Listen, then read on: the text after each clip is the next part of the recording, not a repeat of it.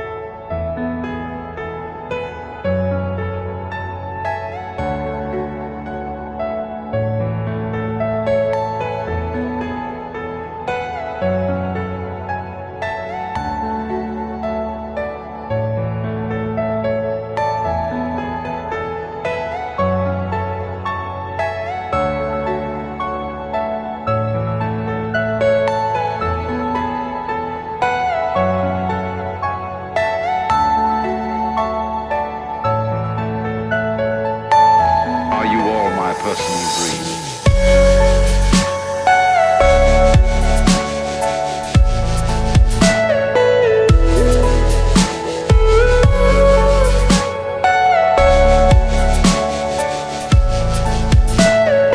Everything you know is in your mind.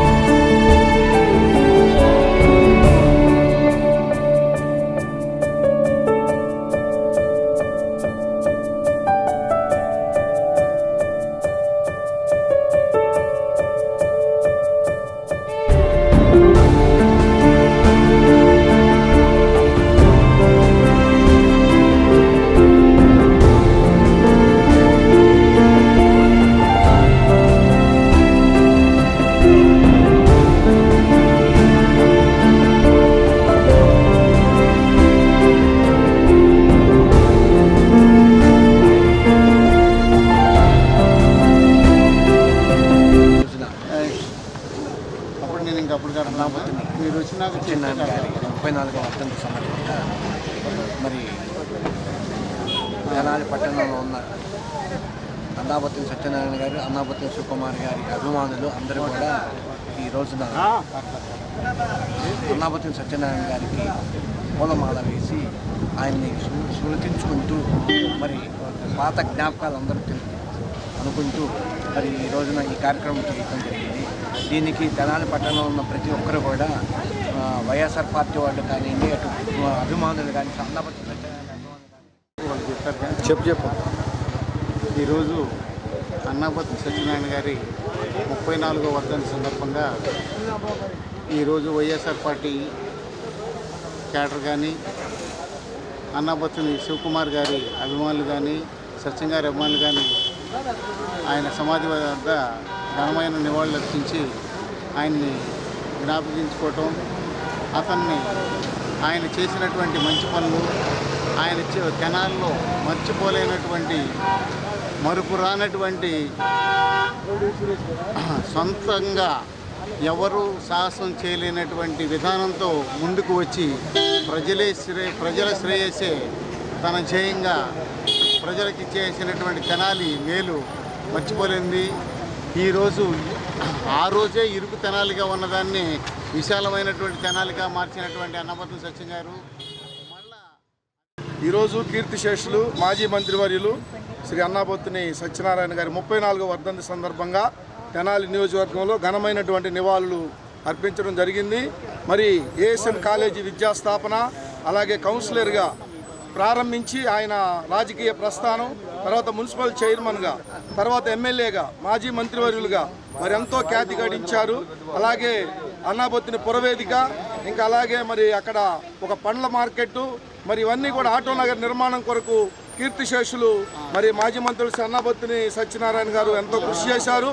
అలాగే ఈరోజు ఆయనకి ఘనమైనటువంటి ఈరోజు కీర్తిశేషులు మాజీ మంత్రివర్యులు అన్నాబత్తుని సత్యం గారిది ఈరోజు 34వ వర్ధంతి. మరి ఆ సందర్భంగా ప్రతి సంవత్సరం చేసుకునే విధంగా మరి ఏఎస్ఎన్ డిగ్రీ కళాశాలలో మరి ఈరోజు ఘనంగా ఆయన నివాళులు అర్పించడం జరిగింది. సమాధి దగ్గరికి కూడా వెళ్ళి అట్లాగే మరి అన్నాబత్తుని సత్యం గారు 1980వ శతకంలోనే మరి సాధారణ రైతు కుటుంబంలో జన్మించి ఒక కౌన్సిలర్గా, అట్లాగే చైర్మన్గా, తర్వాత ఎమ్మెల్యే అయ్యారు. తర్వాత సివిల్ సప్లైస్ మినిస్టర్గా కూడా తెనాలి ప్రాంతాన్ని ఎంతో అభివృద్ధి చేశారు.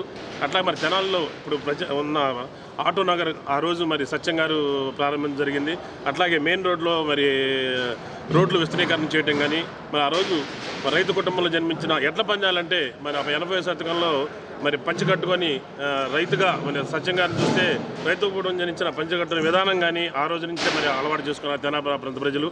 మరి అదే బాటలో అన్నాబత్తుని శివకుమార్ గారు వారసుడిగా వచ్చి మరి 2019లో ఎమ్మెల్యేగా అవడం జరిగింది. అట్లాగే మరి తెనాలి ప్రాంత ప్రజలకు కూడా సేవ చేసుకుని రాజకీయంగా ఉండి మరి ఉన్నత దిశగా ప్రయాణం చేస్తున్నారు. ఈరోజు మరి సత్యం గారిని 34వ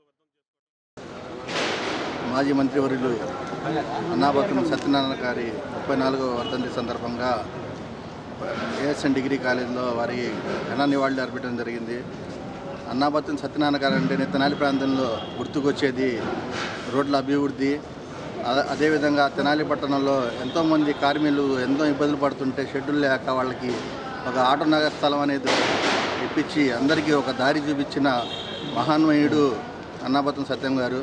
అలాంటి తెనాలి పట్టణంలోనే చైర్మన్గా, అదేవిధంగా ఎమ్మెల్యేగా, మినిస్టర్గా పనిచేసి ఎంతోమంది పేద ప్రజలకి ఆశగా నిలబడి రైస్ మిల్లు వర్కింగ్లో కూడా రైతు కుటుంబంలో జన్మించి రైస్ మిల్లు వర్కర్స్ కూడా ఎంతో తోడుగా నిలబడి ఆటో నగర్ తెనాల్లో ఈరోజు కూడా ఆటో నగర్ స్థాపించారంటే అది ఈరోజు కూడా వారికి గుర్తు తెచ్చుకుంటూ ఉంటారు సత్యం గారిని.